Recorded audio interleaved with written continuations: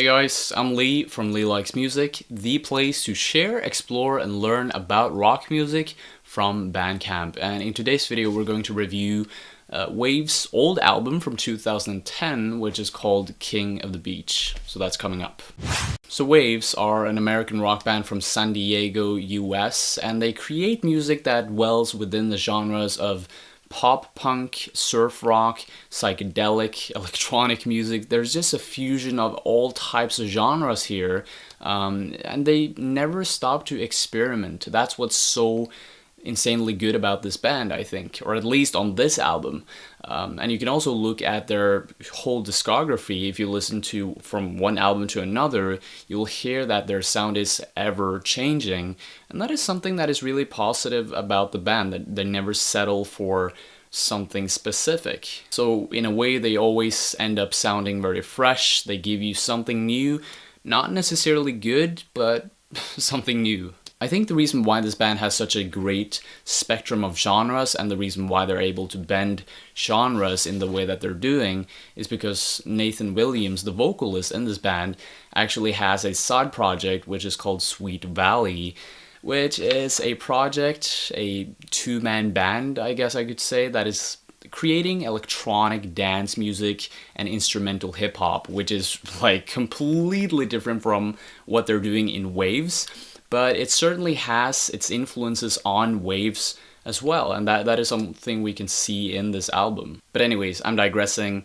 I can talk about these genres and how they're using these genres forever, but I'm gonna make this review very quick. So first of all, King of the Beach is an album that I think I was introduced to back in 2012, 2013, and it instantly became an album that I started to associate with summertime, because it was very energetic, very poppy, very positive in some ways, and also very psychedelic. And I don't know about you, but that is at least some of the feelings, some of the thoughts that are entering and going through my mind during summer times. I also want to mention very early that the songs on this album are very distinct.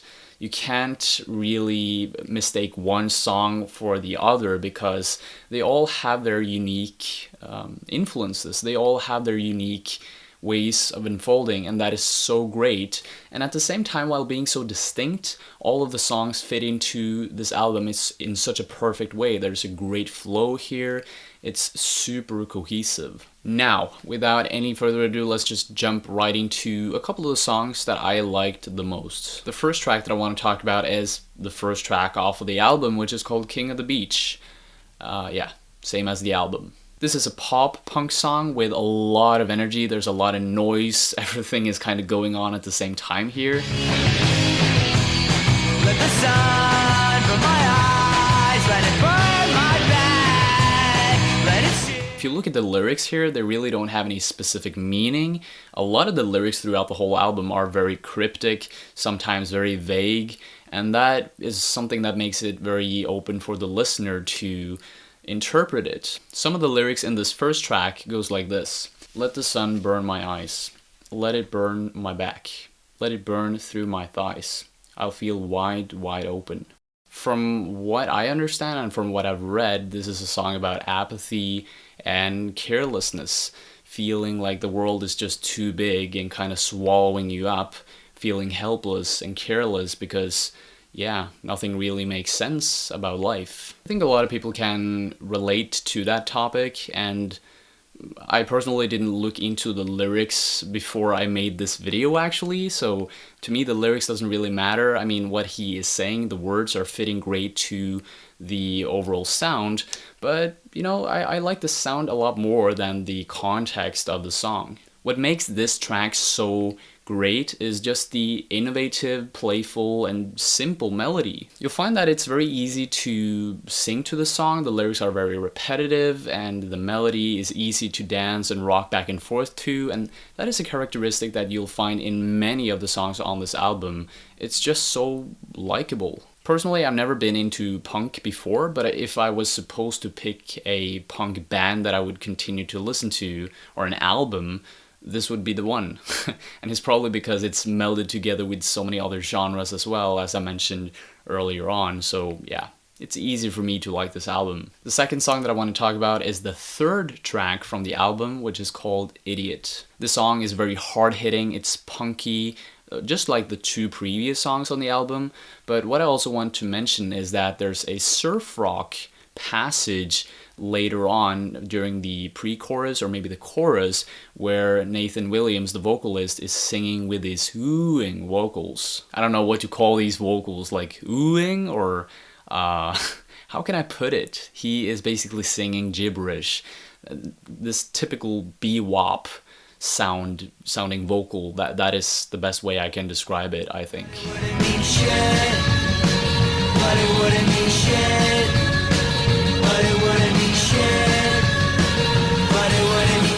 Howling vocals. Yeah, I don't know. This song is very noisy, there's a lot of distortion going on in this song, but the melody is so prominent, it's so simple and strong that it kind of penetrates that, and I don't really mind the fact that there is noise in the background. It almost just supplements to the uniqueness of the song in a way. The third track that I want to mention from this album that really impacted me a lot is the fourth track, which is called When Will You Come? On this track, the band steps down in terms of the energy output, in terms of the volume and the pace. You're left with this psychedelic, spacey, and just chill melody and song, which is really sounding childlike, sweet, and positive in terms of the mood. It is quite a different pace and quite a different sound overall compared to the previous three tracks, and that is kind of nice. It adds a lot of dynamic variety to the album.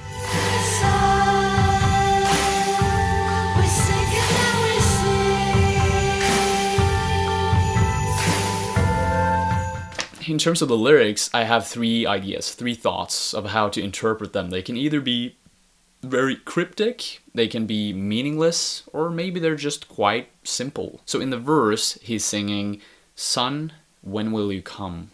When will you come? When will you come? Sun, we whistle at the breeze. Sun, we're sicker than we seem." I went on the Genius app, which is a search engine for lyrics, and some people on there seem to interpret the sun as a god. And that makes sense because people looked up to the sun in different cultures around the world. They looked up at the sun and saw the sun as a god. So, I don't know, maybe? The lyrics can also just be meaningless. Maybe they're just a stream of consciousness that Nathan Williams came up with, and honestly it fits well to the song, so I wouldn't mind if they're meaningless. It can also be very simply interpreted in the way that Nathan wants to feel the sun on his skin because he's pale and he likes the sun on his skin. Anyways, the fourth track, When Will You Come, is a great track, so check it out. The fourth, I think this is the fourth track that I'm mentioning in this video. I'm not quite sure, but this is another track that I really liked a lot, that left a mark on me, and it's the seventh track off of the album, which is called Baseball Cards. Remember those electronic elements and instruments that I mentioned earlier on? Well, this is the first track that is actually including these elements on the album. I'm pretty sure that the beat that is played in the background is completely digitally created. You can really hear this, that it has this electronic feature to it. Now, speaking about the genre-wise, this song is leaning a bit more towards some surfy psychedelic spheres, some surfy soundscapes. You can really hear this on the vocals, how Nathan is howling out these bebop inspired howls.